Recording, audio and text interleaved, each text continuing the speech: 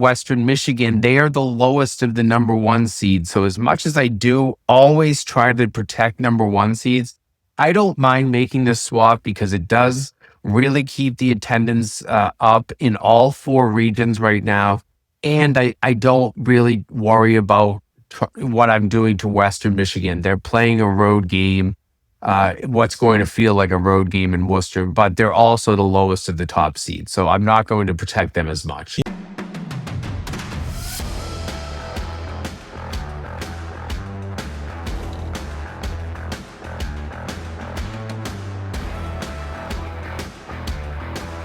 Welcome to USCHO's Bracketology Xtra for Thursday, February 19th, 2026. I'm Ed Trefsker alongside Jim Connolly. We're sponsored by the NCAA Division I Men's Frozen Four, April 9th and 11th in Las Vegas. Visit ncaa.com/mfrozen4 for tickets. We're going to learn a little bit about what the committee does and what they could do in situations for attendance, and also when you have some head-to-head in the same league. We got a couple of those cases that had to be addressed, but here's what we have.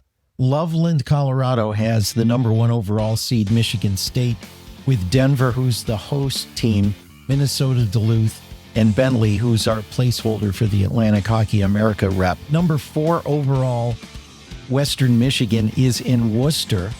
They have Penn State, UConn, and Boston College with them. In Albany, number 2 Michigan overall has Providence, Cornell, and St. Thomas. And the number 3 overall seed is North Dakota. They're in Sioux Falls with Quinnipiac, Dartmouth, and Wisconsin. The team that got squeezed out, the first one out, is Minnesota State. So, Jim, it looks like you had to swap a couple of things in this. Not just for looking at attendance, but making sure you don't have those first-round conference games. Yeah, for the last few weeks, we've had an ECAC interconference matchup in the first round in the 2-3 band. So we make that same switch again, and that's the simpler one.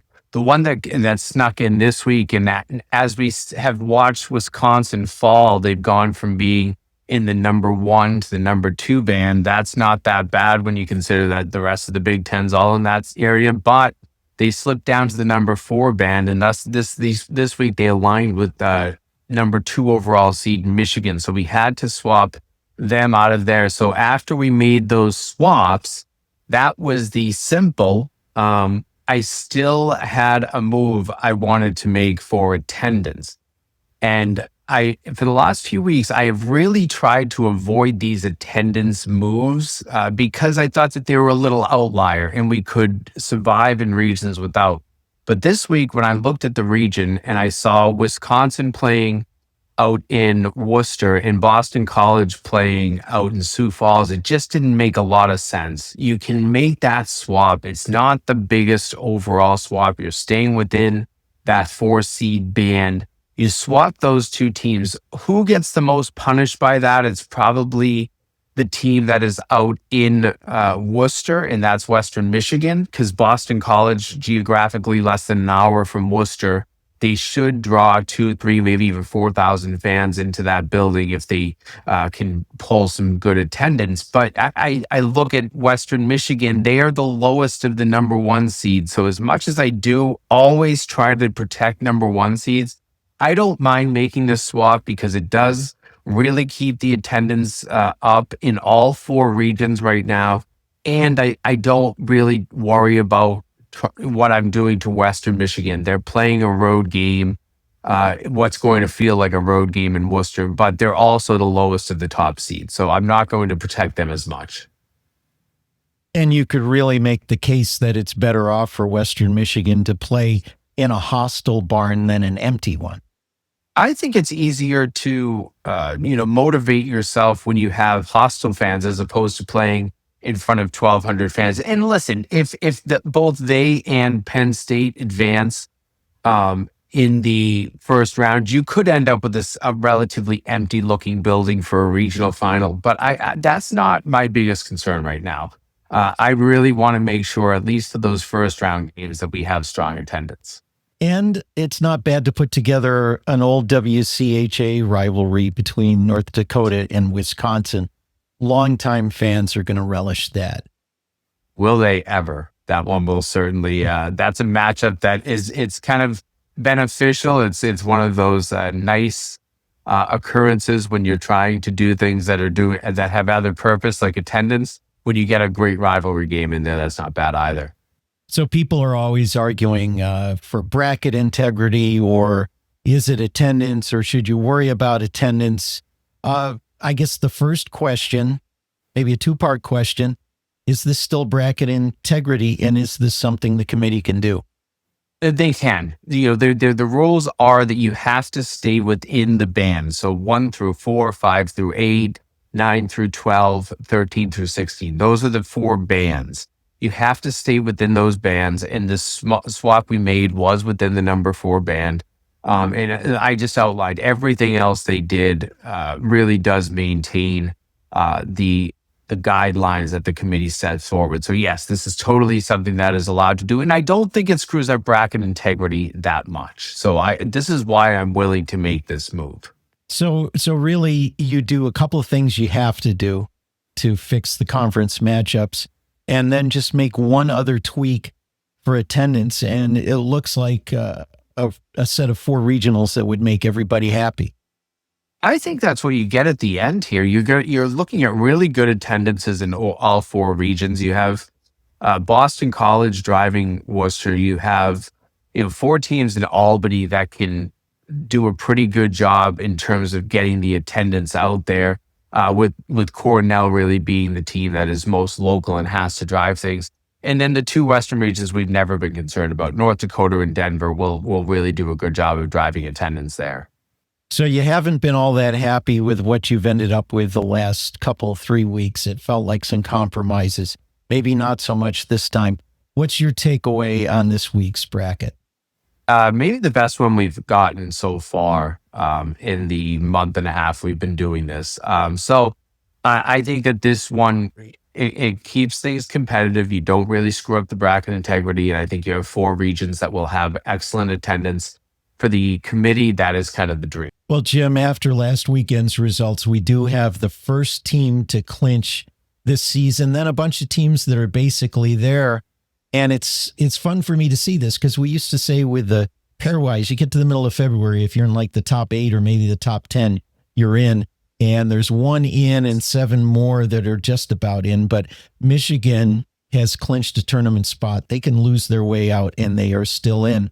But 99% or better are Michigan State, North Dakota, Western Michigan, Quinnipiac, Penn State and Providence are about 99%. Denver, 97%. So that's all pretty good.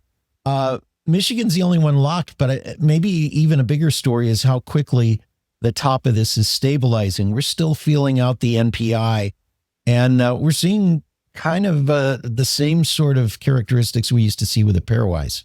We are. And now we're absolutely understanding that right around this time, right around Valentine's Day, whatever you want to market, the Bean Pot Final, whatever you want to market, you're probably going to have the top half of the field starting to lock in, and that's going to probably happen year after year. That's just the way the system works. It's interesting, the fact that Michigan, the number 2 overall seed, the number 2 overall team in the NPI right now, they have clinched. The number 1 team, Michigan State, has not. The reason Michigan State has 2 extra games remaining over Michigan, so they have more opportunity to lose. It's when you take away opportunities to lose, Michigan can really only lose, I believe, 5 more games. They have 4 regular season games left, and they can only take on 1 potential loss in the tournament because their Big Ten is a single elimination conference. So they can only take 5 more losses. The math becomes a lot easier when you can measure out the number of potential losses. So once you're in like that top 8 or so, you're kind of jockeying whether you're a number 1 or number 2 seed, but the real fun happens right at the bubble. If you're kind of in that 12 to 16 band, you're going to have teams coming in and out, probably even waiting for the last game in a conference championship on that last Saturday.